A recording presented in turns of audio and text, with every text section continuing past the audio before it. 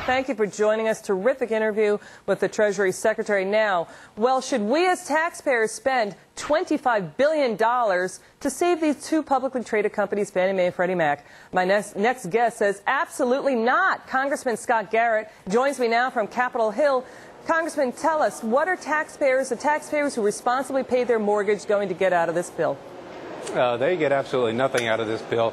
Just as we've been saying all along, that the underlying bill, remember, has this huge bailout for people who made wrong decisions and the banks who lend those dollars to them.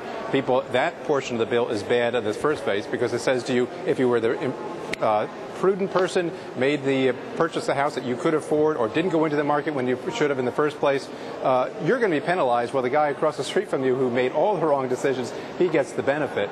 And added on top of that, of course, is what Secretary Paulson is going to do here with their bailout system here, which totally puts the taxpayer on the hook as well. It's a bad bill. I wish it wasn't moving. It is. I hope people vote against it, though. Well, how come no one is listening to you in Washington then, Congressman?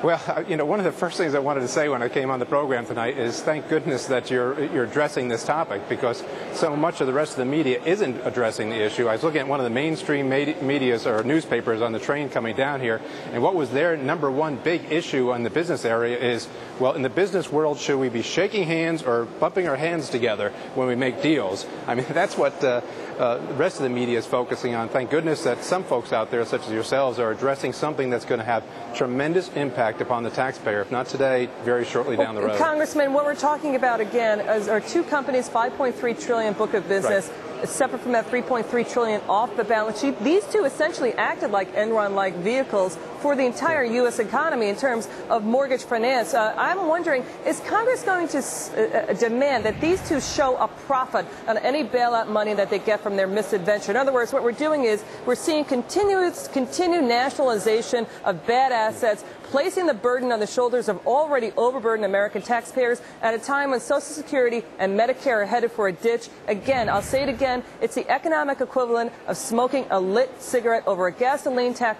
What's going on with the possible nationalization of these two entities.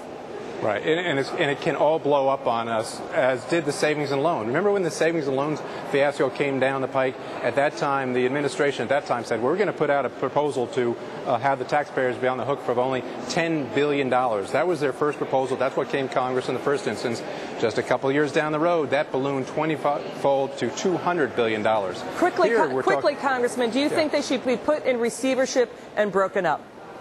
Yeah, if we could do anything right now, we'd be good to first pass a world-class regulator to put that on the books going forward. After that, yes, we should see a winding down of the GSEs so that the taxpayers in the future can never be put in this awkward position, terrible position. You know, I'll tell you something. President Ronald Reagan, he warned us about this in his inaugural address in 1981. We have the quote from the President Reagan, and just put it up on the screen. It reads, in this present crisis, and back then, we were in a severe recession. We actually have the soundbite, right? Let's run the soundbite. In this present crisis, government is not the solution to our problem. Government is the